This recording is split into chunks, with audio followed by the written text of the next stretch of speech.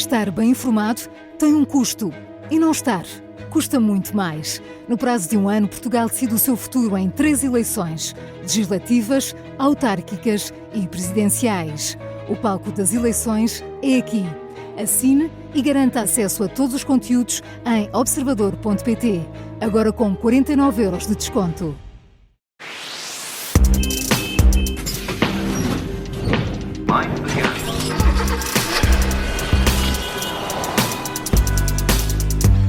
A Operação Stop está na Rádio Observador, no programa em que falamos do mundo automóvel, seja ele combustível, seja ele elétrico, seja ele com ou sem eletricidade. Alfredo Lavrador, bem-vindo. Resistimos todos ao apagão.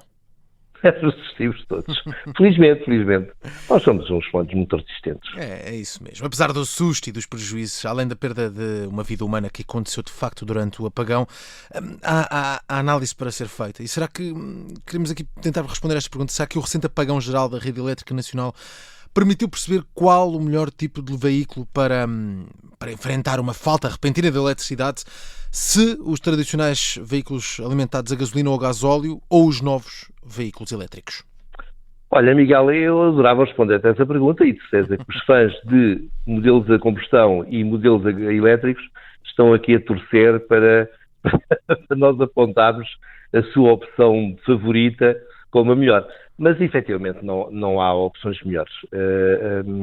Eu acho que ambos sofrem, ou seja, um veículo com o depósito cheio de gasolina e um veículo elétrico, a bateria carregada ao máximo, basicamente têm a energia que transportam no seu interior, porque, por um lado, as bombas de gasolina vão ter falta de energia, não há nada que convença a gasolina que está naqueles depósitos subterrâneos a sair cá para cima de sua livre vontade, de maneira que, e não dá para ir lá abaixo, porque o tubo é estreitinho, não dá para meter lá a mão, e abastecer de energia também está fora de questão, ou seja, os carros têm a energia que têm, e uma vez acabada essa energia, param, pura e simplesmente. Depois há aquela ideia peregrina que nós vamos ali ao carro e ouvimos o rádio. Eu não sei se algum dos nossos ouvintes tropeçou nessa triste realidade. Cuidado. Mas, desculpa? Cuidado com as baterias, não é? Não, é que aquilo... Da mesma forma, e aí há uma certa semelhança entre o carro a combustão e o carro elétrico. O motor de combustão movimenta o carro, produz energia e movimenta o carro. O motor, a bateria grande de um carro elétrico, aquela bateria que alimenta os motores, o motor ou os motores, no caso do carro T2, só faz isso, não faz mais nada. Aquilo que alimenta o rádio, e houve muitos ouvintes que continuaram, eu fui um deles, admito, tinha que ir ao carro para saber as notícias, felizmente, havia essa possibilidade de não ouvir notícias nenhumas, basicamente porque eu fui um daqueles idiotas que não tinham um rádio a pilhas em casa, meia culpa, mas dizia eu que essa energia do rádio, e tal como das luzes, tal como do pisca e da buzina e dessas coisas todas, provém da bateria de 12 volts, que é aquela coisa pequenina em chumbo. É uma bateria de ácido e chumbo, aquelas baterias que acho que o Ben-Hur já usava uma bateria dessas na quadriga. São baterias muito, obviamente estou a brincar, mas são baterias muito antigas, com uma tecnologia perfeitamente ultrapassada, mas são extremamente baratas, ainda pesadas, e são essas baterias que fornecem energia para os periféricos do carro. Periféricos, tudo o que não seja motor. Logo as pessoas, felizmente, a falta de energia só durou umas horinhas, porque senão íamos ter um problema grave, porque os carros ficavam sem bateria de 12 volts. A solução seria pô-lo a trabalhar e andar um bocadinho, no carro sobretudo no caso dos carros a gasolina, porque aquilo só carrega com certo regime de motor, a maior parte deles, porque senão ficavam também sem rádio, como ficaram sem tudo o resto. Mas é que é muito complicado. O ideal mesmo é isto não acontecer. Claro. Mas olhando aqui para isto, concordas que é mais fácil ter em casa um jerrycan com gasolina, um gasóleo, do que uma bateria para recarregar o automóvel? Olha, Miguel, eu espero que ninguém faça isso, porque todos nós ouvimos aí notícias de incêndios e tudo mais, e um depósito de um jerrycan de gasolina que seja de 50 litros, em caso de alguma coisa correr mal, é uma chatice. É uma fonte de problemas, muito mais do que uma solução. E depois, aqueles mais pequeninos, 1 litro ou assim uma coisa, que diminuem o risco, digamos assim, também não dão para grande coisa. É mais fácil e mais seguro teres uma bateria estacionária em casa. E se tu pensares bem, hoje em dia, as baterias estacionárias, porque são construídas, digamos assim, a partir de uma bateria dos carros elétricos, até há 5, 10 anos atrás, as baterias estacionárias eram uma fortuna. Aliás, tu de certeza aí na rádio tens UPS, tens baterias que alimentam computadores, por exemplo, há muita gente que tem em casa, para salvar dados, etc. E são baterias mínimas em termos de capacidade e estupidamente caras. Agora imagina tu que é uma bateria, em vez de ter com meia dúzia de watts-hora, ter 10 kWh ou 20 kWh ou mais, custaria 10, 20, 30 mil euros. Ninguém tem isso em casa, ninguém tinha isto em casa há uns anos atrás.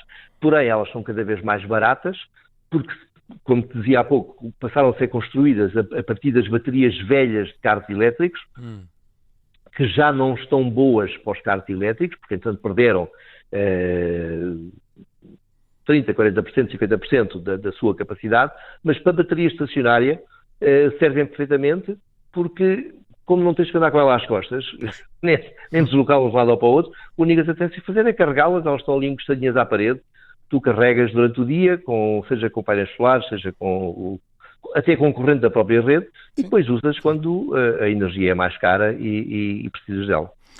Então, mas voltando aqui ao apagão, como é que os carros a gasolina e os automóveis elétricos lidaram com a falta generalizada de eletricidade no país? Que leitura é que fazes disto? Olha, quem pôde abastecer, ótimo. Mas pouca gente teve essa oportunidade, porque rapidamente as bombas ficaram sem energia e os postos de carga também. E em casa também não funcionavam, quem tinha o wallbox, etc. De maneira que foi efetivamente uma chatice. Agora, houve casas que tinham outras soluções, tinham os painéis solares, etc. E essas também tiveram algumas surpresas desagradáveis. Aliás, o Observador tem um excelente artigo sobre esse tema. E por uma vez que não é evidente que as baterias estacionárias, aquelas que estão ligadas à rede, forneçam energia à casa quando a rede crasha. Eu tenho painéis solares, não tenho bateria, mas não tenho uma bateria estacionária, mas vou ter, mas vou-me certificar que o meu sistema consegue funcionar fora do esquema da rede, porque efetivamente não faz sentido ter ali 20 ou 30 kWh armazenados e não os poder usar quando está toda a gente às escuras. Não faz sentido nenhum. Portanto, as casas que optaram por painéis solares com chamada microgeração conseguiram passar ao lado das limitações de todos os outros portugueses, estando durante o dia a produzir a sua própria eletricidade, ou há aqui problemas também em todo este sistema? Lamentavelmente há. Eu li detalhadamente o contrato que fiz eu sou cliente da EDP, passa a publicidade. No caso, não acredito que eles apreciem a publicidade. E não há uma única linha sacana daquele contrato que chama a atenção para um simples facto, que é em caso de que falha na rede, os painéis desligam automaticamente. E não o fazem por um motivo nenhum especial. É porque aquele inversor que lá está, que transforma corrente alterna em corrente contínua em corrente alterna, não funciona quando não há corrente na rede. Há outros sistemas que funcionam. De modo que eu aconselho toda a gente que tenha painéis solares, ou que pense vir a ter, e também aqueles que pensam cruzar ou completar painéis solares com baterias estacionárias, que é a solução. Aliás, já te conto uma história gira em relação a este tema, que falem com os vossos fornecedores e questionem diretamente, ok, e se, não vamos avançar para aquela coisa do mundo acabar, não é? Mas se um dia eu ficar, um belo dia, ficar umas horas largas, ou ou alguns dias largos sem energia, até que eu quero ter um sistema que me permita continuar a produzir energia e aproveitar a energia que eu estou a produzir, uma vez que eu paguei o sistema. Não quero só ter um sistema que me reduza a fatura nos dias bons, quero um sistema que me continue a fornecer energia elétrica nos dias maus. Já agora, só uma particularidade, até é provável que muitos fornecedores tenham sistemas, vendam sistemas e que tenham alguma dificuldade em lidar com este tipo de situação, ou seja, continuar a produzir energia e armazenar e fornecê-la à casa ou à empresa, uma vez que é válido para qualquer um dos casos, em caso de quebra de energia, mas é sempre possível prever que a própria bateria tenha saídas de energia através de um conversor, claro, mas tinha saída de energia para continuar a alimentar a casa, ainda que por cabo, ou seja, podemos ligar o fogão, se for elétrico, claro, à bateria, devidamente convertida, ou o sistema de aquecimento de água, ou o frigorífico, ou o que quer que seja, ou ter umas tomadas dentro de casa para ligar os computadores, carregar os computadores, ou o que quer que seja. Portanto, aproveitar o carro para alimentar os produtos que temos em casa. Não, e isso é outra particularidade, ou seja, quem tiver um carro elétrico, os carros elétricos modernos têm dois sistemas que são muito úteis, que é basicamente que permitem utilizar a carga da bateria. Um chama-se Vehicle to Grid, que é o veículo para a rede, e é isso mesmo que faz, ou seja, fornece energia da bateria para a rede, e isto tem a ver com aquela coisa que falámos há pouco, em converter cada um de nós, cada um dos utilizadores de veículos elétricos, num broker de energia. Tu carregas o carro à noite em casa quando a energia é mais barata, e depois vendes à rede durante o dia. Ainda não existe em Portugal, já existe em Inglaterra, fazem isso já, em alguns locais, e será o futuro, e é uma forma, inclusivamente, de se poder ganhar dinheiro, quem tenha um carro elétrico, quanto maior a bateria, melhor. Ou então, isto é o Vehicle to Grid, escreve-se V2G, e depois há o Vehicle to Load, que é o V2L, em que tu forneces energia para carregar. Tens uma tomada de